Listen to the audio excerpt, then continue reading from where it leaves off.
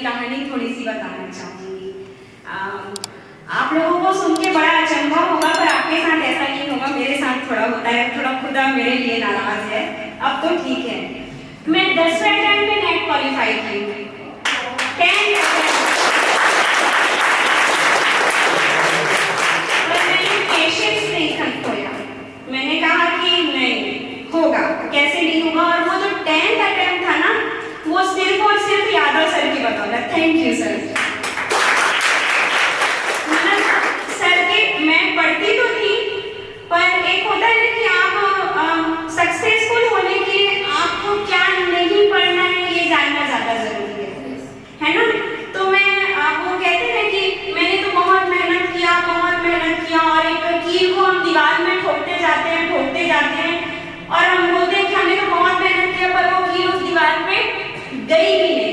आपने गलत दिशा में मेहनत किया, आप लोहे के दीवार में कील ठोक रहे थे, तो कैसे सक्सेस होंगे, है ना।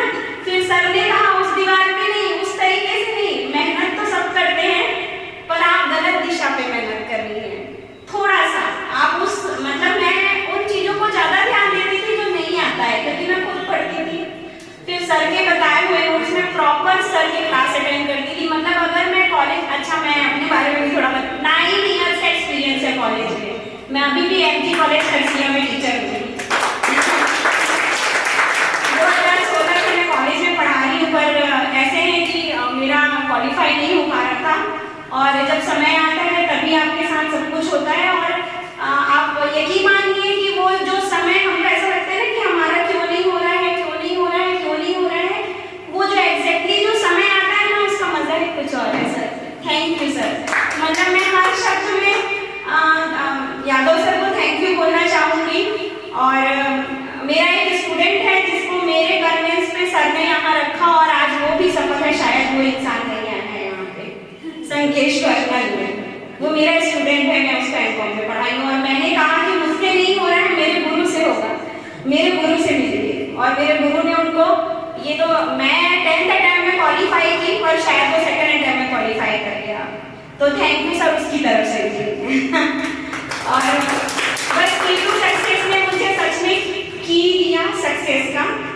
और आप सोचिए पेशेंस कितना रहा होगा 10th अटेम्प्ट, है ना। मतलब वो मेरे लिए सपने से कम नहीं था। और जैसे ही रिजल्ट सुनी, मैं बस सिर्फ यादव सर दिमाग में आए कि यादव सर उन्होंने कहा था कि आएगा प्रतिमा जी, बस आपका दिन आएगा, और आज मेरा दिन है।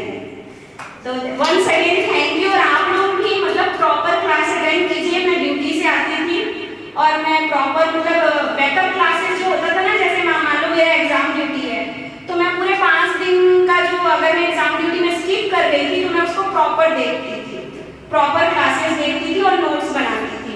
बाइलिंगुअल कई लोग, और सर तो बहुत अच्छे कि बाइलिंगुअल पढ़ाते, सर हिंदी और इंग्लिश दोनों में पढ़ाते हैं। तो आपको मतलब आप ना सर को फॉलो कीजिए बस। फर्स्ट पेपर में कुछ चीजें जो है मुझसे छूट जाती थी। जब मैं कोचिंग सेंटर ज्वाइन की ऑनलाइन, तब मुझे समझ में आया कि अच्छा ये सारी चीजें पकड़नी है, तब जाके आप सक्सेस होंगे। तो 10 बार जो 9 अटेम्प्ट था ना, वो मेरा वही लोहे की दीवार पे कील ठोकने के बराबर था। फिर सर ने मुझे दिशा दिया कि नहीं आप ऐसा पढ़िए, और मैंने पूरा सर को फॉलो किया। उनके कोचिंग के सारे टिप्स ट्रिक्स, टेस्ट सीरीज, मतलब मैं अगर कोई टेस्ट सीरीज स्किप कर जाती सर कॉल करते थे, क्यों प्रतिमा जी आप ऑनलाइन एग्जाम नहीं दीजिए, फिर नहीं सर दूंगी। फिर जैसे ही, और वो ना लास्ट का जो ऑनलाइन आप टेस्ट सीरीज देते हैं ना, वो ज़्यादा मुझे मतलब मेरे लिए स्पेशली वो लास्ट का जो एग्जाम के समय जो हम लोग टेस्ट सीरीज देते हैं, वो मेरे को ज़्यादा फायदा पहुँचाया।